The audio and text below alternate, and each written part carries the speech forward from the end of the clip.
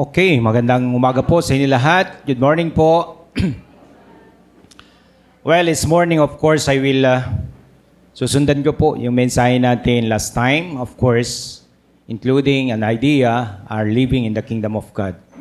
So, definitely, ay makita natin that last time, napakahalaga po yung tinatawag nating obedience. And you know, pag Kristiyano ka, the key for your blessed life is obedience. Ngayon ay, for a while, bago po ako mag-pray, meron ba kayo talagang clear definition, description, and understanding what is blessed life all about? Kasi baka hindi natin siya makuha kasi di naman natin siya alam kung ano siya. Do you know it? Sino pong may alam na ano ba ang blessed life? Kasi hindi siya mapapayat sa iyo pag di mo naman naintindihan. O kaya ba, di mo alam, nasa iyo na pala. Yung iba naman, parang napakailap niya kasi bakit di siya mailap, di mo naman alam kung ano siya. So dapat alam natin kung ano para makamit natin. Alam natin kung nakakamit natin siya, na-enjoy na natin siya, at nandyan na sa atin siya. So yan po ang ating pag-usapan.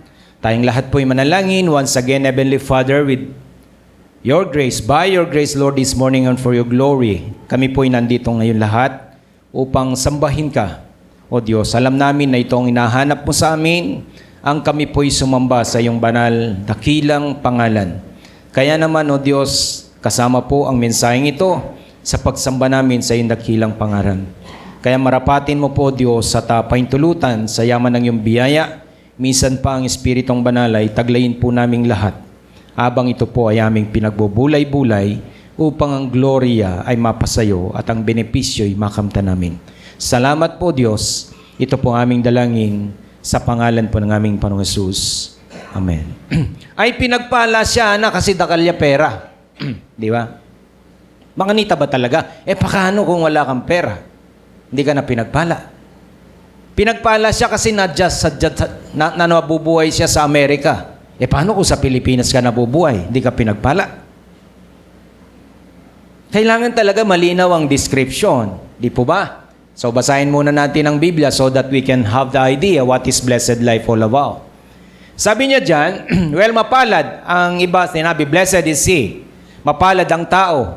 Pinagpala ang tao. Mapalad ang tao hindi lumalakad sa payo ng masama. Ni tumatayo man sa daan ng mga makasalanan, ni umuupo man sa upuan ng mga manunuya. Kundi nasa kautusan ng Panginoon ang kanyang kagalakan at nagbubulay-bulay araw at gabi sa kanyang kautusan. Siya ay gaya ng isang punong kahoy na itinanim sa tabi ng agos ng tubig at nagbubunga sa kanyang kapanahunan. Ang kanyang dahon naman ay hindi nalalanta. And then, sa lahat ng kanyang ginagawa ay nagtatagumpay. Parang, wala ba doon? Okay.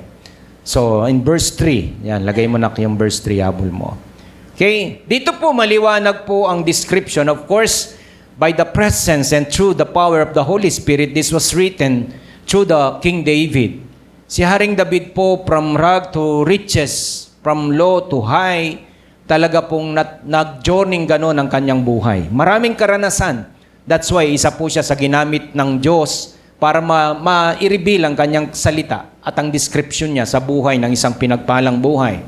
So naranasan po niya ang blessed life. Maliwanag sa kanya. Kaya nga po naikanta niya. Kaya po yan ay isang awit na isinulat, no? Iginuhit, pen by King David. And that's why siya pong ginamit kasi alam ng Diyos, naranasan niya yan. Madalas yung iba, pag sinasabi mong hindi mo nararanasan, nagkukunwari ka lang. So hindi po siya nagkukunwari ng siya'y kumanta sa kanyang isang tunay na karanasan na siya naman pong gusto ng Diyos na maging laman ng kanyang salita. Well, the blessed life, di po ba? There are many yardsticks. Marami po ang ginagamit na sukatan by which men measured blessed life. Di po ba? Minsan kasi, may nakasakay ako sa kotse, ay malaguyab yait, maganda yung buhay no, nana. Pero yung palang buhay nung sinasabi niya, may pera lang, pero dalawa kabit. At may anak sa labas. Pero ang description niya, maganda raw ang buhay. Liko no? Liko talaga. Among them, sinusukat ang buhay ay, yun maganda ang buhay niya, mayaman kasi, wealth, power, mataas ang katungkulan, posisyon, Prestige. Magandang buhay nun kasi nakakapunta na siya ng Boracay, nag-Hong Kong. Yan ang mga nakikita nyo ngayon sa Facebook, na inggit kayo. Di ba? Talagang kala mo pag tiningnan mo, blessed na blessed ang buhay nila. Talaga ba? So, there are all indicators of worldly view of blessed life. Maraming indicators na sinasabi nila, ito yung blessed life kasi ganyan ang tanaw ng mundo. Ganun ba talaga? Kaya dapat maintindihan natin ito. However, measuring your blessed life as a Christian is a little more difficult. Medyo may kahirapan talaga yan pag di natin naintindihan. Kasi lagi mong mararamdamang kawawa ka kapag hindi ka kasing yaman nung tinatawag mong blessed life. Malay mo, di naman dinisenyo sa'yo yung ganun. Ngayon ba, hindi ka na pinagpala kapag hindi ka mayaman? Yan. Ang blessed life ay kaya pong kamtan ng lahat. Mahirap, mayaman, nasa Amerika, nasa Australia, nasa New Zealand, dagdag ko na, nasa Japan, maging nasa Pilipinas. Lahat. Pwede. Nasa syudad, nasa urban na katulad nito, nasa rural, mga bundok, pwede po. Kahit yung mga katutubo, pwede nilang maranasan ang blessed life. So, hindi po siya nadidefine sa lokasyon, sa bagay. Lagi po nyo tatandaan to. Kasi, maniglo kayo, hanapin. Ano ba yung maniglo? Hindi ko alam sa Tagalog. Mainggit. Maglaway. Often, there is a little tangible, visible evidence which you can put your hands on top to prove you are living a blessed life. Well, generally, ang blessed life po for the believer is more tandaan niyo po ito sasabihin ko, nakalagay ba? Is more internal than external. Okay, pag pinag-uusapan po natin ngayon, nandito po yon, nararanasan, nararamdaman, okay? Hindi po kung anong bagay na nasa labas. Hindi po ganun ang blessed life. Of course, hindi naman tayo pwedeng mabuhay na wala yung bagay na nasa labas. Pero hindi po yan ang nagbibigay at nagdi-describe ng isang blessed life. What I mean by this is the small amount of external evidence we produce is the result of much internal activity in our hearts. That is why, mahirap po na sukatin. Sabi nga po, para sa mga anak ng Diyos na nabubuhay sa materialistic world to gauge their blessed life in their walk with God. Kaya kung materialistic kang tao, napakahirap mong maramdaman, ma-define, maranasan na pinagpala ang iyong buhay. May I say it again? Kapag ang tao masyado kang materialistic, kailanman hindi mo mararamdaman, nararanasan ang tinatawag nating pinagpalang buhay. Kaya kung ang target mong number 1, balik ako sa priority. Kung ang priority ng buhay mo at target mo ay mga bagay-bagay, maniwala ka, hindi ka makakarating sa pinagpalang buhay. Well, thankfully, in Psalm 1 exists, sabi nga in this worthy, yung doorkeeper to the Psalms, we find insight into what makes a blessed life. Ngayon po, sa oras na ito, tingnan natin, ano nga ba at paano ito sinasabi? So, as we move through this Psalm, ngayon po, paintulutan natin, tingnan natin yung characteristic. Ano nga ba? Anong larawan? Anong itsura ng isang pinagpalang buhay? Baka hindi po ganito ang definition nyo. Pero ito po ang definition ng Diyos. Hindi ka pwedeng gumawa ng sarili mong definition kasi ang Diyos ang nag-design, ang gumawa ng buhay ng tao. Alam niya kung yan po'y blessed at hindi. At alam niya kung paano yan maging blessed. At hindi po niya inilihim yon. Hindi niya kailan ipinagsinungaling at kailangan ukain mo pang pagkahirap-hirap para lang malaman mo itong pinagpalang buhay. No.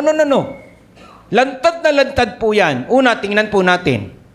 Ano po ba ang characteristic ng blessed life? Una, ang taong merong pinagpalang buhay, tinagalog ko na po, ay meron siyang tamang paniniwala, pinagpalang buhay. Sabi niya dyan, ang taong merong pinagpalang buhay ay meron siyang tama. Una, tama ang kanyang paniniwala.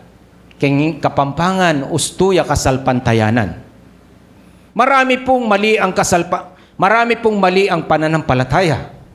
Diyan muna kasi magpapakilala dito kung sino ang Diyos mo. Aba, maraming hindi Diyos na itinuturing na Diyos. Di po ba? Kapitbahay nyo, tingnan nyo yung Diyos niya. Kailangan pumunta muna tayo doon sa paniniwala. Ang pinagpalang buhay, una, ang pundasyon niya, ano siya? Nandun sa kinalaman sa iyong paniniwala. Una, ano ito? Sabi dyan kanina sa Psalm 1, Well, mapalad ang taong pinatawad na ang kasalanan at hindi lumalakad sa payo ng masama. Well, pag sinabi natin hindi lumalakad, ang lakad ng tao ay nagmumula sa kanyang paniniwala. Kung paano ka nabubuhay, ganyan ka naniniwala.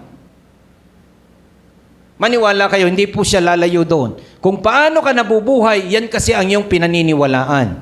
Una, ano pong description?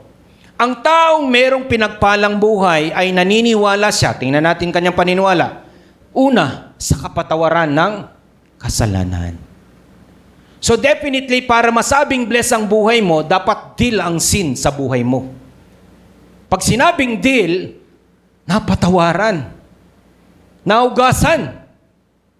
At ito po yun. Hindi ka na magusto sa kasalanan. Kaya sabi niya dyan, in Psalm 32 verse 1, tingnan niyo po, mapalad ang taong pinatawad na ang kasalanan. At pinatawad rin, sabi niya dyan, sa kanyang mga pagsalangsang. So, sinong mapalad? Na sinasabi ng Biblia, ang taong pinatawad ang kasalanan. Kaya kung Kristiyano ka, definitely pinatawad ka sa iyong kasalanan. Lahat ng Kristiyano dito, say amen. Kaya lang ang problema, paano kung inuulit mo? Malaki problema, tapos gusto mo pagpapala. Eh, ang sabi ng Biblia, dealt sin. Talagang nabigyan na lunas na kasalanan. Sabi niya, dito makikita po natin, maliwanag, and even in Romans chapter 4, verse 7 to 8, ang sabi sa Romans ni Apostol San Pablo sa mga mananampalataya, sabi niya sa verse 7, mapalad ang mga taong pinatawad na ang kasalanan. Di ba una, dapat kasalanan muna para maging blessed ang buhay mo, ang aregluhin. Eh, yung tao, magkaman lang ng salapi at kayamanan kahit katakot-takot na kasalanan, tapos gusto pagpapala ang buhay. Wow, walang ganun. Kasalanan muna. Kaya nga si Kristo'y namatay muna. Para saan? Para sa kasalanan. Kaya kung wala kang Kristo sa buhay, hindi pwedeng sinasabing pinagpala ang iyong buhay. No one can claim a blessed life without Christ. Wala po yun. Sabi niya dyan, mapalad ang mga taong pinatawad na ang kasalanan at pinatawad rin sa kanyang mga pagsalangsang. Mapalad ang taong hindi pagbabayarin ng Panginoon sa kanyang mga kasalanan. Hindi ka nasisingilin. Kasi bakit? Binayaran ni Kristo. Only Him we can find forgiveness for all our sins. Kaya napakaganda yung sa, 'di ba, yung Beatitude, madalas nating puntahan. May I give the best for this topic, yung best, version. Sabi niya sa Matthew 5:3, mapalad ang mga taong inaaming nagkulang sila sa Diyos. Maamin ba kayo? Baka mamaya mangaya ko pa. Di ba? Ito yung description ng blessed life. Mapalad ang mga taong inaaming nagkulang sila sa Diyos dahil makakasama sila sa karya ng Diyos. Alam niyo po, ang masama at ang nagpapakasama, hindi naniniwala sa pagpapatawad, sa forgiveness. Kaya patuloy silang nagpapakasama. Kaya hindi sila nagsisisi. Kaya nagpapatuloy sila sa paggawa ng mali. And that's why, ganyan lang po kasimple. Kung kasalanan ang unang description ng isang pinagpalang buhay, dapat pinatawad at napatawad ako sa aking mga kasalanan. Lahat ng niwala doon, say amen. At pangalawa, siyempre, iiwasan ko ang kasalanan. Abay, kung pinatawad ka, tapos uulitin mo, sige, sabihin ng Diyos, gawin mo na muna gusto mo. Total, ulit-ulitin mo rin pala eh. No, huwag ka na muna humingi ng tawad. Naglolokohan lang tayo dito. Di ba? Nagsosorry ka, tapos bukas gagawin mo. Baka kung tao ang Diyos, sabihin niya, pukpukin kita dyan. Di ba? Buri mo nagsoro ka, sorry po, nambabay ako. Eh bukas, may kabit ka uli. Ano naman yun? Sorry po, malaram ko. Eh bukas, sinungaling ka uli. Huwag ka na mag-sorry, pareho rin. Di ba? Sorry po, kung sisimba, kin Sunday, absent ka rin. Come on. Then, you're aiming for the blessed life. Pag sinabing blessed life, Sabi nga, kasalanang nabibigyan ng tamang solusyon. Kaya kung mapaggawa ka ng kasalanan, huwag kang maghanap at magdasal ng pinagpalang buhay, dahil hindi po siya ganun. Una, sabi diyan, mapalad ang mga taong inaaming nagkulang sila sa Diyos. Kung inamin mo na nagkulang ka, huwag mo nang gawin muli yung pagkukulang. Hello? Hello? Amen po ba? Inaamin mo na tapos ulitin mo pa. Para kang ganun. Sabi mo sa katabi mo, hindi ka naman ganun, no? Aba, inamin mo tapos ulitin mo. Ayos-ayusin nyo yan. Di ba? Ayos-ayusin natin. Yan ang description. Una, taong naareglo ang kasalanan sa kanyang buhay in Christ Jesus. Pangalawa, ano po ang description? Anong taong merong pinagpalang buhay? Ang taong merong pinagpalang buhay, naniniwala siya sa pagpapalang espiritual. Yan ang malaking kamalian. Ang mahirap sa pinaniniwalaan lang ng tao, material. Walang pinagpalang buhay na ang paniniwala mo lang, material na bagay. Kasi bakit? Masyado kang mayabang kung ikaw lang ang mayaman at sasabing pinagpala. Paano yung hindi mayaman? Boy, paano ngayon yon? Diba? Magyayabang ka lang dyan. Ya, kung mayaman ken hasali ko nga ning gabo na yan. Diba? Ating ko nga liwaliwang saken, pinagpala ka. O diba? Paano naman yung kapwa mo? Na walang ganyan. Hindi ba ngayon? Kung gano'n ang description, kasi sa mundong ito, maniwala po kayo, mabubuhay ang tao, meron lang mayaman, at hindi lahat magiging mayaman. Kung gano'n ang sukatan, marami hindi pinagpala. Pero ano ang una? Pangalawa, ang tao merong pinagpalang buhay, naniniwala siya sa pagpapalang spiritual. Kaya sabi kanina, nung last message that I have, seek ye first the kingdom of God and His righteousness. Ano yung una? Spiritual. Kaya sabi niya dyan sa Ephesians 1:3, ito yung tinatawag nating pangmatagalang biyaya. Sabi nga, ang sabi sa Ephesians 1:3, purihin nawa ang Diyos at Ama ng ating Panginoong Jesucristo, na siyang nagpapala sa atin kay Kristo ng bawat pagpapalang espiritual sa sangkalangitan. Sabi niya dyan. So, ang taong blessed life, meron siyang Kristo sa puso. Merong Kristo na naging dahilan ng kapatawaran ng kasalanan niya. Merong Kristo na siyang standard ng pagpapala niya sa lupa, maging sa langit. Yan ang description. Then paano? Kung nagyayabang isang tao, marami siyang ganito, nakakapunta siya sa ganyan. Paano kung di ka magkakaroon ng ganon? Paano kung di ka makakapunta doon? Hindi ka na ba pinagpala? Ngayon, ito maganda. Lahat kasi may kasalanan. Kaya tingnan nyo, common po ang blessed life, kahit anong uring tao. Lahat may kasalanan. Kaya lahat pwedeng mag-avail ng kapatawaran. Lahat pwede kay Kristo. Kaya pwedeng mag-avail ng spiritual blessing kay Kristo. Amen po ba? Mayaman ka man o mahirap. So dito ngayon, nagkakaroon tayo ngayon ng patas-patas na laban. Di po ba?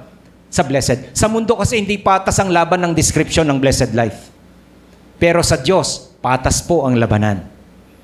Kaya dito, kung ikaw ngayon ay isang tao na nagsusuko ng buhay kay Kristo at maniniwala ka sa spiritual blessing mo na yon, okay, candidate ka sa blessed life. Amen po ba? Palakpakan niya po natin ang Diyos to. Pangmayaman ba? Lang? Hindi po. Pangmahirap lang? Hindi po. Panglahatan siya. That's why when we describe blessed life, i-describe mo, pwede kahit kanino. Di ba? Pero ang mundo, ang description lang niya sa mayaman. Kaya mag-ingat kayo. Kasi nadadaya ka. Di ba? Mag-ingat tayong mag-describe ng isang blessed life. Pangatlo, tingnan nyo kung kaya lahat ito ng sino man. Kaya lahat ng sino man kasi lahat may kasalanan. Kayang lahat ng sino man kasi may puso para tanggapin si Kristo at panaligan. Kaya lahat yan ng sino man. Yan ang description ng blessed life. Naniniwala siya sa kanyang eternal blessings. Pangatlo, ang taong merong pinagpalang buhay ay naniniwala siya sa walang hanggang kasiyahan. Dito nagkakaiba. Yung tinatawag nating eternal pleasure. Kasi pag sinabi nating pamperang kasiyahan, yun nga, meron na naman na discrimination ngayon dyan. Merong hindi makaka-avail. Pero pag sinabi nating eternal pleasure, yung walang hanggang kasiyahan, lahat pwede dyan. Kaya hindi pinag-uusapan kung mayaman ka o mahirap. Mabuti nga kung mayaman ka kasi marami ka pang magagawa. Pero mabuti rin kahit mahirap kang ganyan. Pwede ka rin maging blessed. Kasi kung ganun lang ang description mo, hindi siya eternal pleasure. Kung puro material pleasure, kawawa naman yung hindi makaka-avail. Diba? Paano kung hindi siya makapunta ng Boracay at makapunta lang dyan sa Makabebe, sa Consuelo? Diba? Magbabike siya doon lang siya mag-swimming. Hindi na ba siya blessed? Diba? Paano kung nakapag-trip lang sa Baguio, hindi sa Japan? Di ba blessed? No. Hindi ganun ang blessed life. Kaya kung gusto mong maging blessed life, i-tune mo yung pleasure ng buhay mo. Kasi sabi sa Psalm 16:11, ituro mo ang landas ng patungo sa buhay. Sa piling mo'y madarama ang lubos na kagalakan. Ang tulong mo'y magdudulot ng ligayang walang hanggan. Sabi niya, a pleasure, eternal pleasure. Saan nanggagaling yun? Sa Diyos. Kasi ganito ang tao eh. Ang tune-up ng buhay natin, laging nasa material pleasure.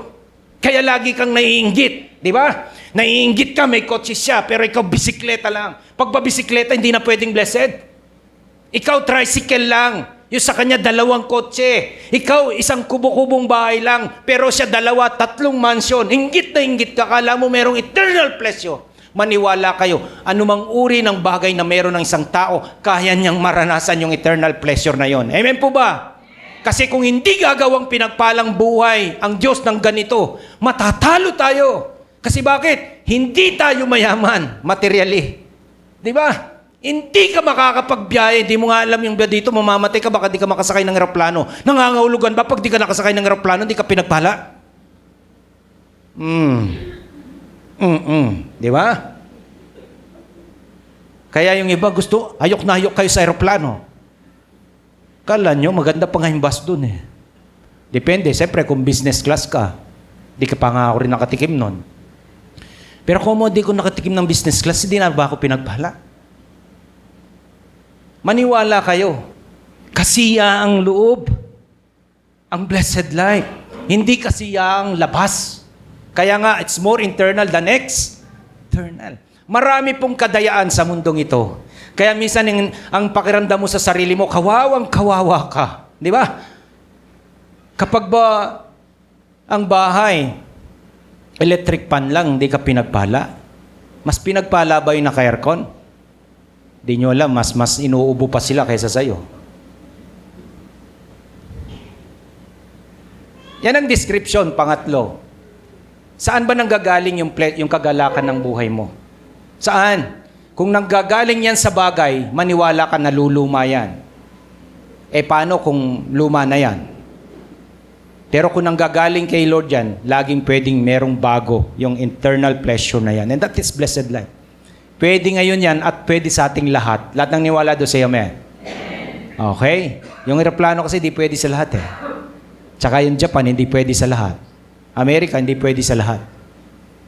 Pero ang internal pleasure from the Lord, pwede sa lahat. And that is a blessed life. Lahat ng niwala, say amen. Pang-apat, 4 lang po muna ang description ko. A blessed life.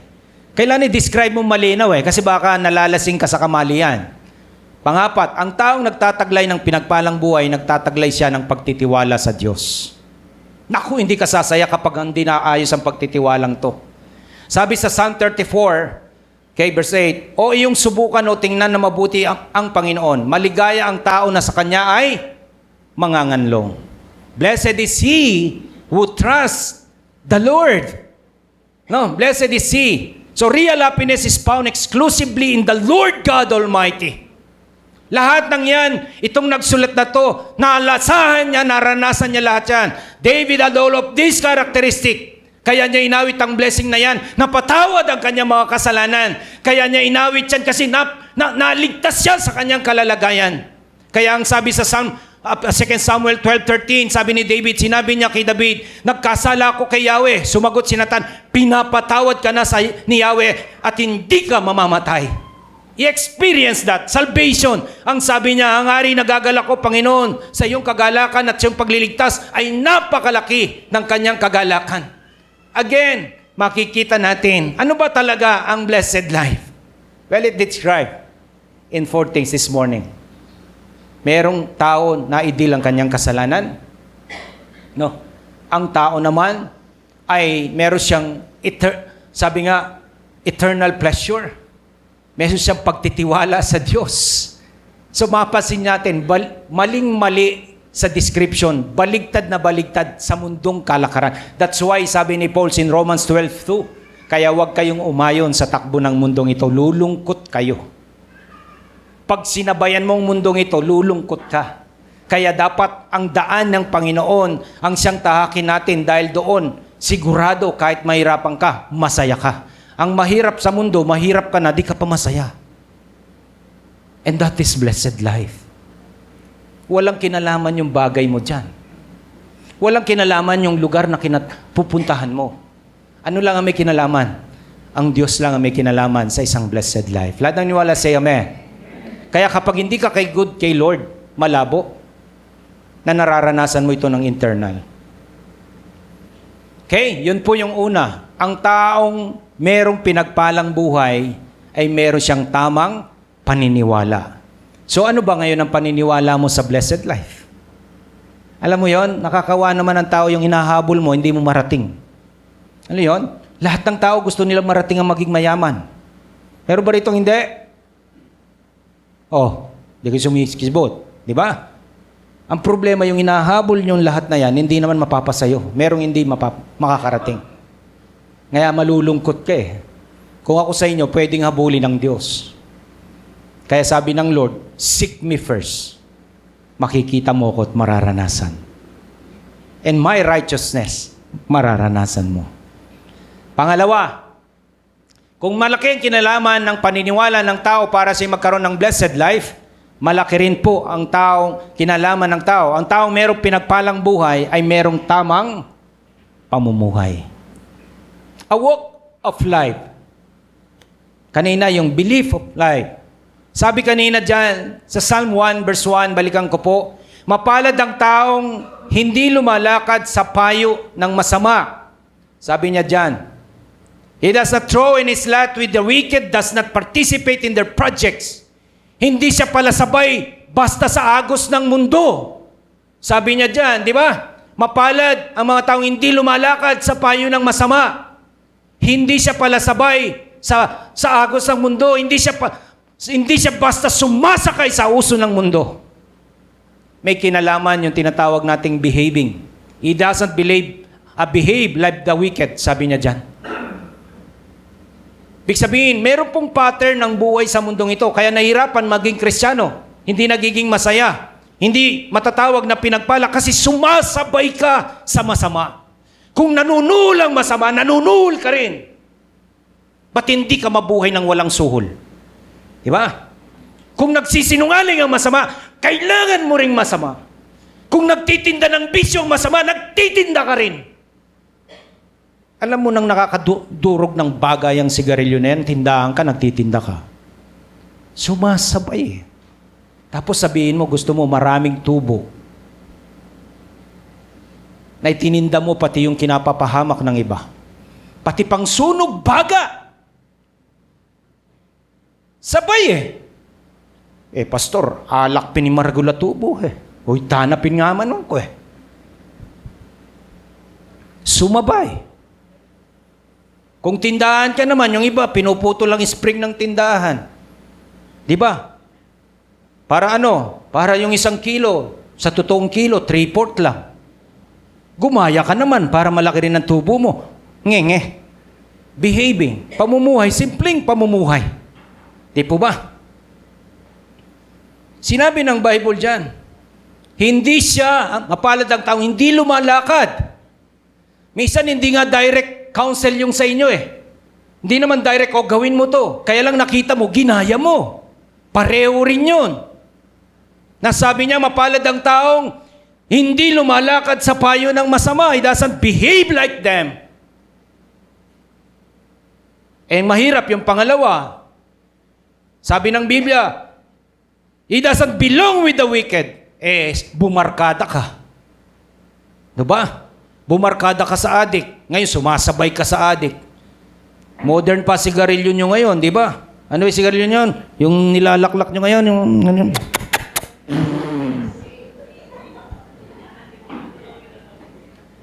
Nagpasosi-sosi pa kayo, baga rin ang tira niyan. Ang daming masayang tao, boy, walang usok sa bibig. Ha? Ang daming masayang tao, walang alak sa dibdib. Hello?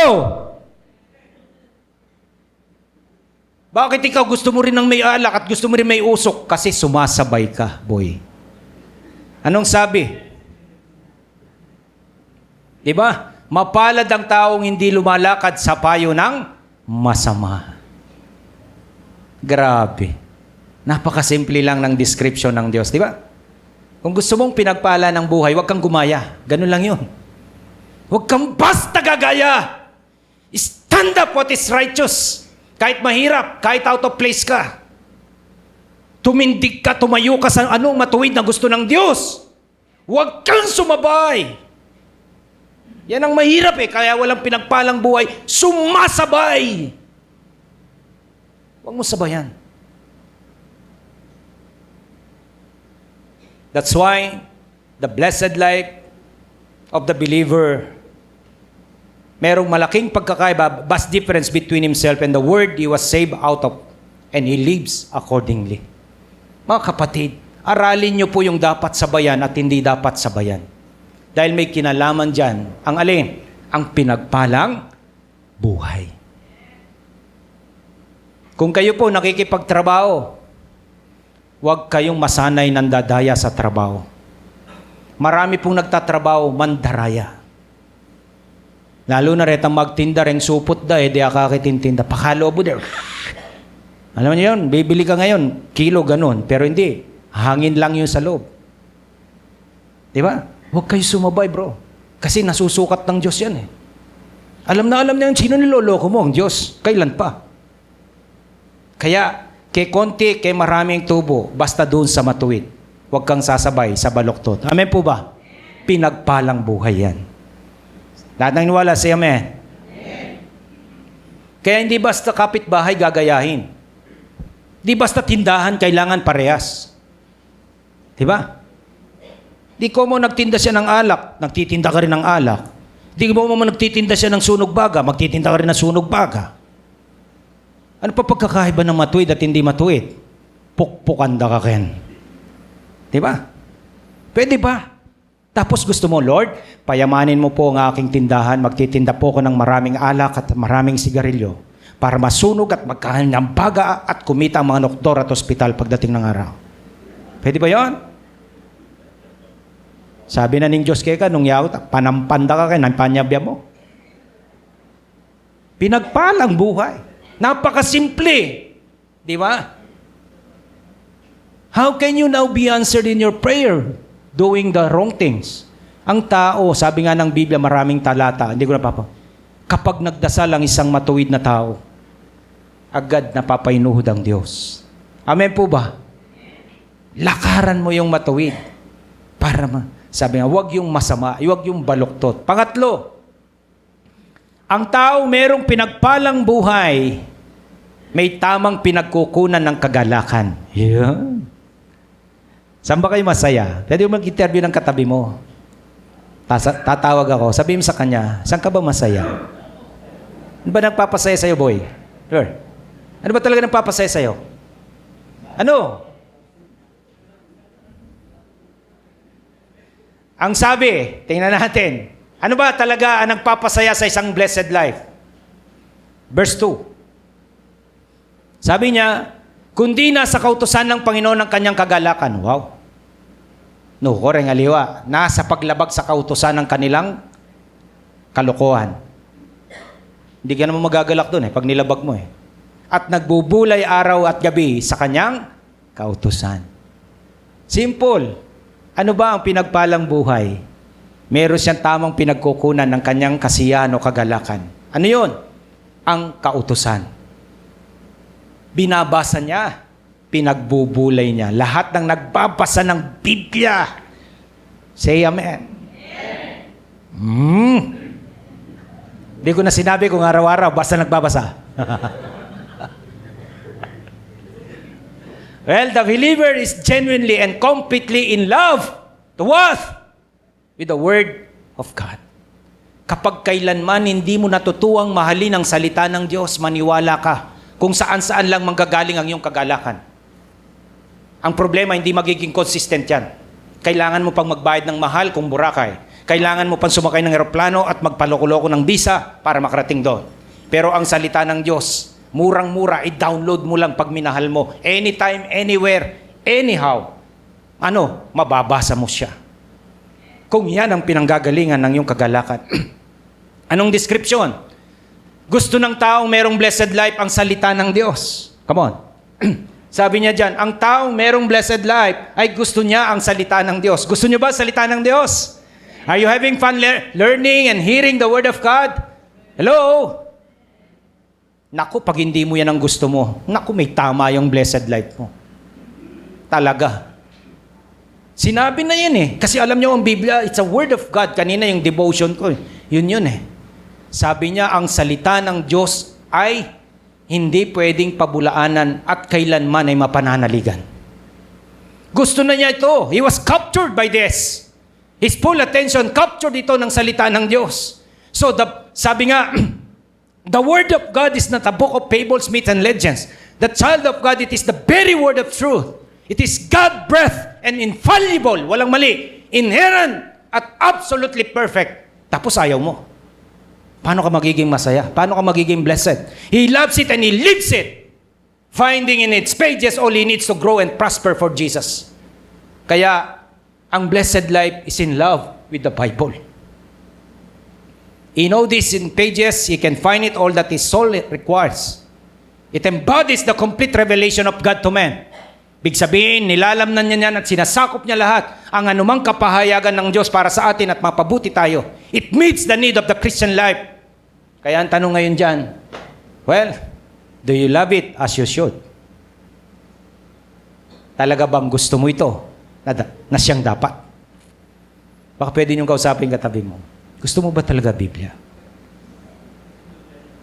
Bubula din kalalalang. Muna ako kakanyanan. Nandil ko pa mga turan kayo, kakanyanan mo ko pa. O puta kay buri mo yung blessed life, di ba?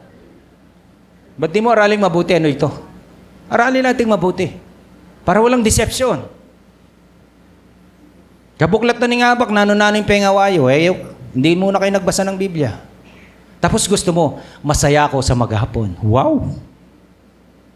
Di pwede yun. Pangalawa, bakit may kinalaman ito sa pinagpalang buhay, yung pinagkukuhanan niya ng kagalakan, salita ng Diyos. Ang taong merong blessed life ay may atensyon na binibigay sa salita ng Diyos. Atensyon. Ibig sabihin, hindi yan po pampalipas na oras, hindi yan pampatulog. Di po ba, nagbabasa kayo kung kailan kayo naantok? Para tuloy-tuloy na, Ganun kayo mag-approach sa Diyos, salita ng Diyos. Well, ang taong masaya at pinagpalang buhay, may attention siya sa salita ng Diyos. The Bible is internalized and it becomes the singular standard for faith and practice. Every thought, every move, every decision is made against the backdrop of God's Word and what it says to say about an issue. Kapag anumang ginagawa mo sa buhay, labag na sa salita ng Diyos, huwag ka nang umasa na pinagpalang yung buhay. However, before life can never believe in this passion, the Bible must be consumed and made a vital part kung sino ka. Kailangan malaki ang kinalaman mo, makinalaman ng Biblia sa buhay mo. Anong sinabi sa 2 Timothy? Do I have that? 2:15? Do I have that? Sabi niya, blessed believer spend his days and his nights in the pursuit of the Bible. Sabi niya, pagsikapan mong umarap na subok sa Diyos, manggagawa ng alamang dapat ikaya na gumagamit ng wasto sa salita ng katotohanan. Yan ang blessed life. Ginagamit mo ng wasto ang salita ng katotohanan. That's why in Psalm 1 verse 2 sabi niya, kundi nasa kautusan ng Panginoon ang kanyang kagalakan at nagbubulay araw at gabi sa kanyang kautusan. Ang problema, tuwing birthday mo lang ka nagbabasa. Di ba? Mahirap. That's why, nalalaman ba ng salita ng Diyos ang iyong isipan? Nalalamnan ba, rather? Kailangan ng tao para maging blessed ang kanyang buhay, malamnan ng kaut. Kaya nga dito po, pag umaten kayo po sa church, iba-iba lang tawag. Kahapon may retreat. Ang retreat na yon, pinapangaral salita ng Diyos. Nung Biyernes, may campus ministry, salita ng Diyos. Nag-dawn watch kayo nung umaga, salita ng Diyos. Nag-life group kayo, salita ng Diyos. Mamaya, may lifestyle, salita ng Diyos. Bakit? Dahil ang blessed life ay nalalamnan dapat ng salita ng Diyos, ang kanyang isipan. Amen po ba? Paano malalamnan kung ayaw mo? At panay ka absent. So ang iyong bang buhay ay binabalutan ng salita ng Diyos? Ang aliw na aliw ka sa pagbulay-bulay nito? Do I have that question? Nararanasan lang ang power ng Biblia kapag ipinamumuhay ang mga sinasabi niya. Nalilit ka na. Di ba? Balikan mo yung una. Ang ibang buhay ay binabalutan ng salita ng Diyos. Ang aliw na aliw ka ba sa pagbubulay-bulayan nito? Pangalawa, nararanasan lang ang power ng salita ng Diyos kapag ipinamumuhay ang sinasabi nito. Kaya kung gusto mong maging blessed life, ipamuhay mo ang salita ng Diyos.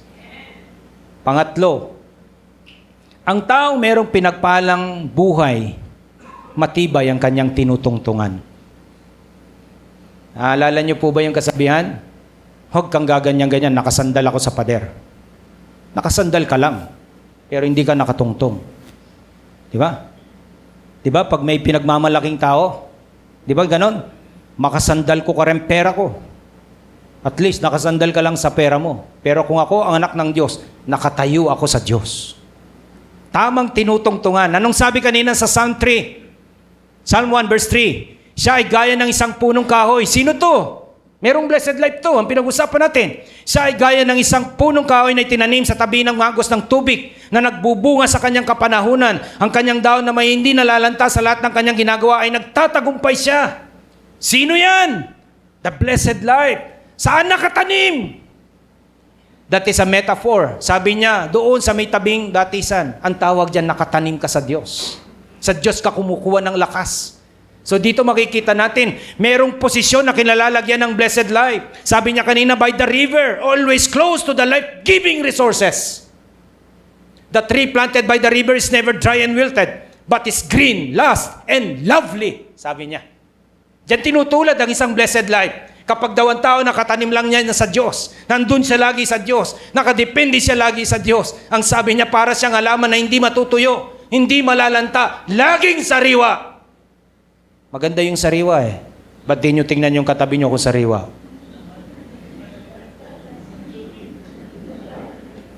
Kapag hindi yan sariwa, baka hindi nakatungtong sa Diyos. Diba? Panay ka makabusangot. Sabi kanina, ganda ng sayaw kanina, parang gusto kong tumingin sa likod. Sino kaya rin tetera ka ako? Ano ba yung sayaw kanina? Pwede mapi. Puso ko'y nananabik. Para kayong pasas dito, wala kayong kanabik-nabik. Ganyan ba nakatungtong sa Diyos? Hindi ganyan ang nakatungtong sa Diyos. Ang nakatungtong sa Diyos, kahit anong kanyang karanasan, meron siyang internal, pleasure at kagalakan. The believer who lives close to God will never dry and wilted either. He will be vibrant, lively, and productive. Nakulungkot. Parang hindi ka nakatayo sa Diyos. Di ba? Many never know the joy of drawing of Christ daily. As a result, they are spiritually wilted and dead-looking. Parang patay. Totoo po yun. Totoong-totoo ito, sinabi ito ng Diyos. Ang tao na nakatayo sa Diyos, taong laging sariwa. Kaya sabi mo sa katabi mo, magpakasariwa ka kay Lord. Lalangi na ka kay ngobra. Nuko. Gandita kay kumanakit sariwa kay pera. Deta mo nga liwa, pakaputi day lupa. Da bukas makadlawa, pula. Tapos magpa after 1 month, itim na. Sunog. No. Ba't di ka magpaganda kay Lord? Di ba? Internal. Tingnan ko kundi yan. Alam nyo ba, kapag sinabi nating nakatanim, laging sariwa, merong bunga ang blessed life. Yung permanence, planted, sabi niya dyan. Unlike some plants which have lived for season and die out, this tree has sunk its root deep and is hidden source of life. At tree, dito po makikita natin, it is wholly a work of God's grace, and He always plant us in a good soil near the water supply. However, sabi nga, makikita natin dito, yung kanyang productivity brings forth fruit, sabi niya dyan. So the blessed believer is sabi nga, is a blessing to all those around him because his fruit is planted. Alam niyo ba, ang pinagpalang buhay, hindi lang ikaw ang nakikinabang. Kailan ba nakinabang ang isang halaman sa kanyang bunga? Big sabihin, ang buhay mo'y pinakikinabangan na rin ng iba. Ganun po ang pinagpalang buhay. Kasi may bunga na pwedeng pakinabangan ng iba. Kaya kung ikaw lang nakikinabang sa buhay mo na yan, di pwede yun. Di yun blessed. Tandaan nyo po, ang blessed life, pakikinabangan niya ng iba. Lahat ng niwala doon sa iba. Sabi sa John 7:38, ang sumasampalataya sa akin, gaya ng sinasabi ng kasulatan, mula sa kanyang puso ay dadaloy ang mga ilog ng tubig ng buhay. Sabi niya, sino ang sumasampalataya sa akin? Dadaloy ang ilog ng tubig ng buhay. Minsan ang katabi mo parang dumadaloy, alamang serpentina. Nepait. Di pwedeng blessed life yung mapait. Di ba? Kailangan may nakikinabang at sumasaya sa buhay mo. Amen po ba? Alitang ikit na ka ng itang may nakit kaya ka, balang may nakit siyang demonyo. Di ba? Dapat pag nakita ka palang natatawa na, nasisiya na, di ba? Nararamdaman na ang Diyos. Yun ang pinagpalang buhay. Lahat ang wala doon sa amen. Testingin nyo mamaya sa kapitbahay nyo. Pag-ikit mo ko, nano ko.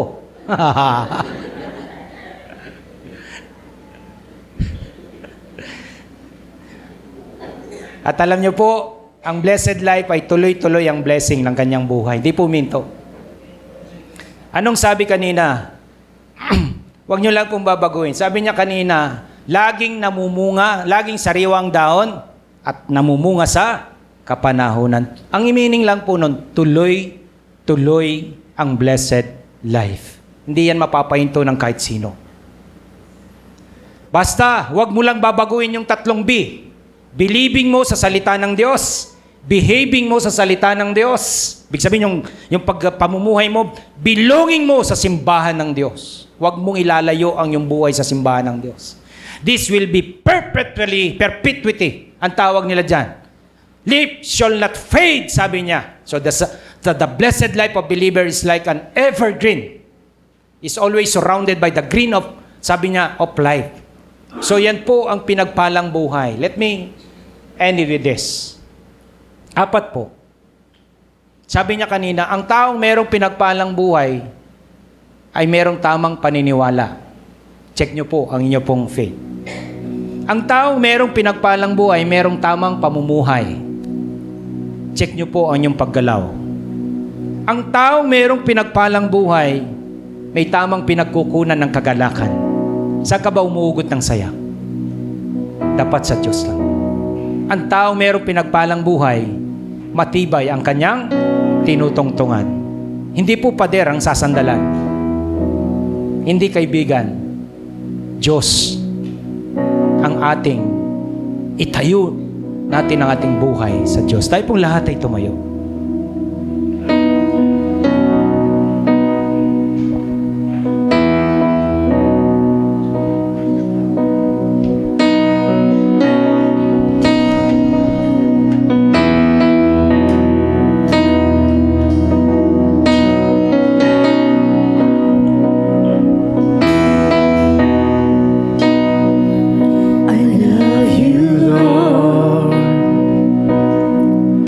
For your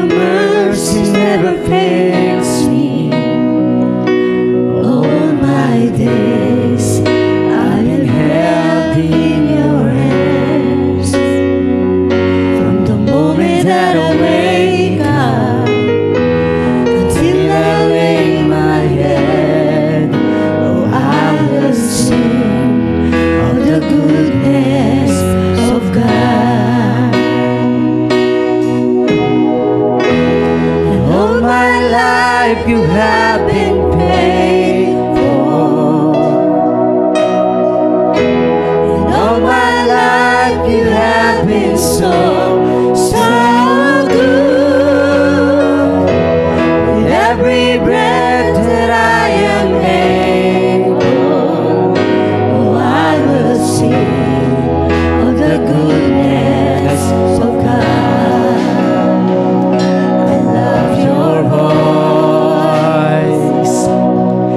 You have led me through the fire in the darkest night.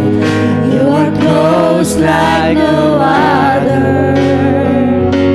I know you as a father. I know you as a friend. And I have lived in the goodness of God. And all my life you have been faithful. And all my life you have been so, so good. With every breath that I am able, oh, I will sing of the goodness of God. Your goodness is running after, it's running after me. Your goodness is running after, it's running after me. With my life laid down, I surrender now. I give you everything. Your goodness is running after, it's running after me. Your goodness is running after, it's running after me. Your goodness is running after, it's running after me. Sige, tayo pong lahat ay umuko, tayo pong lahat ay pumikit. Well, this morning, once again, this is the goodness of the Lord that this morning He described once again, He rekindle it once again in our mind. Ano nga ba talaga ang pinagpalang buhay?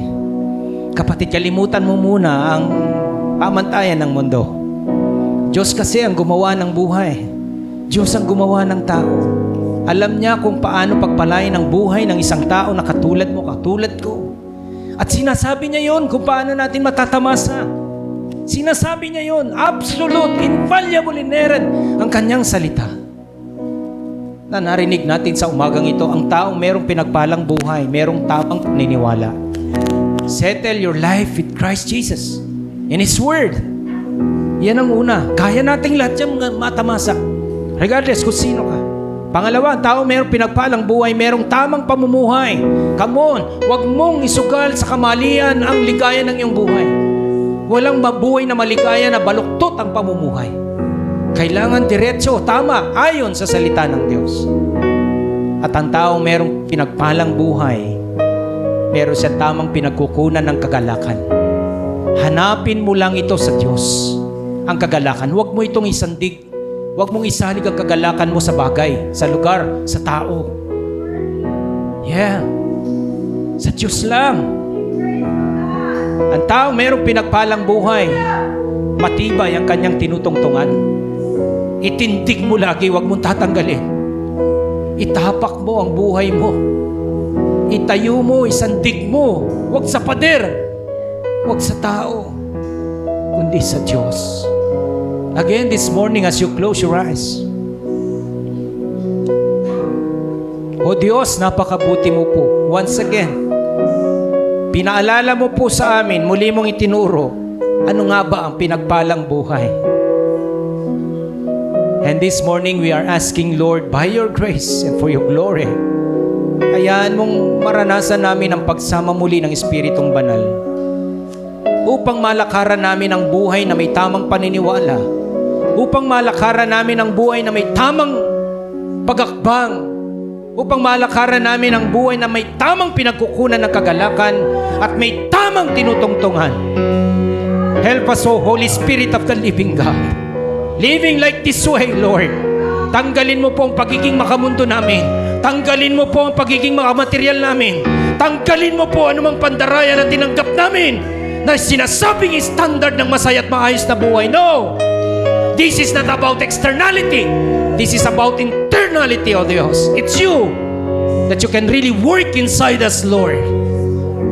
Kaya Lord, sa umagang ito, minsan mo pa, O Diyos, ayusin, Lord, ang aming mga kalooban, ang aming mga paniniwala, ang aming mga pamumuhay, ang aming kagalakan, ang aming sinasandigan, O Diyos. And we ask your forgiveness, Lord God, for committing sins and mistakes, Lord. Though minsan mga anak mo kami, natatangay pa rin kami ng mundo. Forgive us, Lord.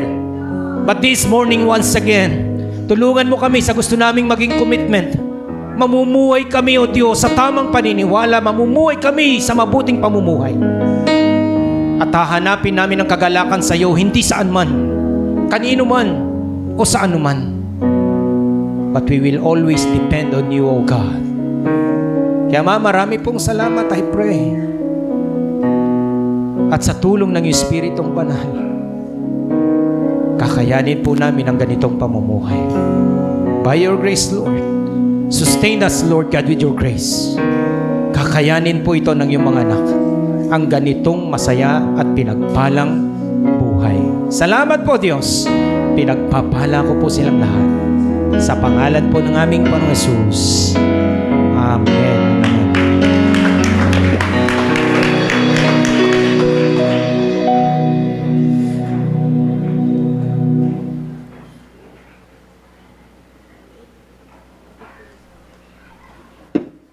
Magandang umaga po sa lahat. Ihanda na po natin ang ating mga ikapot kaloob at tayo po ay tumayo. Sa atin po itong ipanalangin.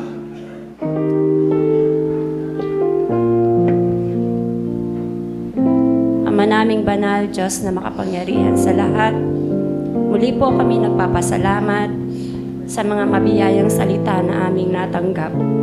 Salamat o Diyos sa pagpapaalala sa amin kung ano nga ba ang tunay na kahulugan ng pagkakaroon ng mabiyayang buhay.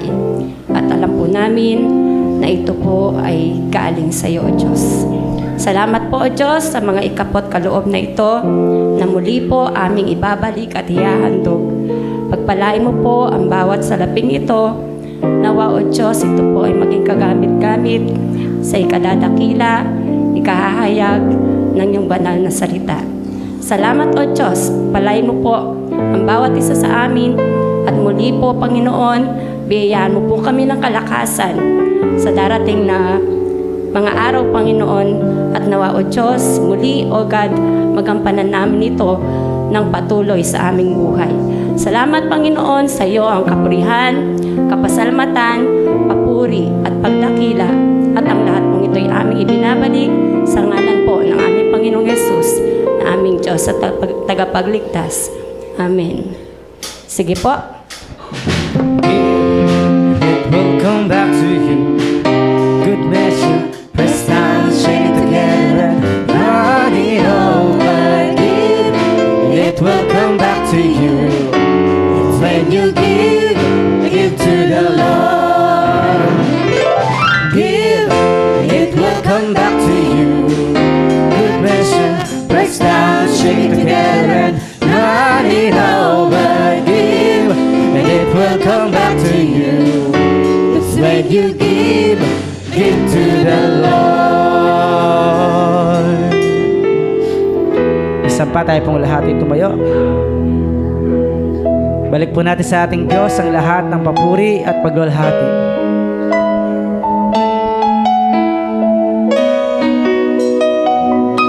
Sa'yo ibinabalik ang lahat ng papuri, pagdakilaan ang pagluwalhati, pagkat ikaw ay karapat-dapat na sambahin.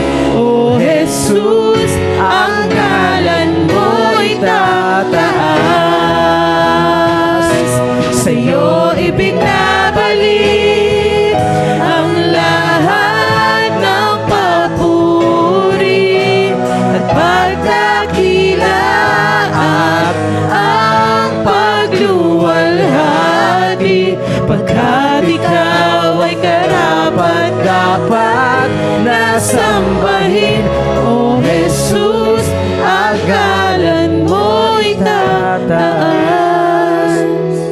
Sa Ama na mayaman ang pag-ibig para sa ating lahat, napakaposible mula sa Kanya ang pinagpalang buhay. Sa Anak na mayaman ang Kanyang pagbiyaya para sa atin, napakaposible sa Kanyang paghahari sa ating buhay na tayo'y magkaroon ng blessed life. At sa pakikisama at pakikipisa ng Espiritong Banal, sasamahan tayong tiyak sa isang pinagpalang buhay. Kaya mula sa kanila, tanggapin natin ang biyaya ng kapayapaan, kagalakan, pag-ibig sa pangalan ng Ama, ng Anak, at ng Espiritu Santo.